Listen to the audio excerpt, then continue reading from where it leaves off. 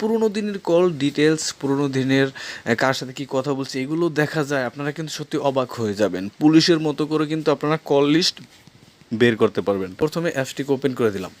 তো ওপেন হওয়ার পর আপনার কাছে যদি এরকম একটা ইন্টারফেস চলে আসে, তাহলে এখান থেকে আপনারা জাস্ট নেভার দিতে পারেন বা লেটার দিতে পারেন, ঠিক আছে?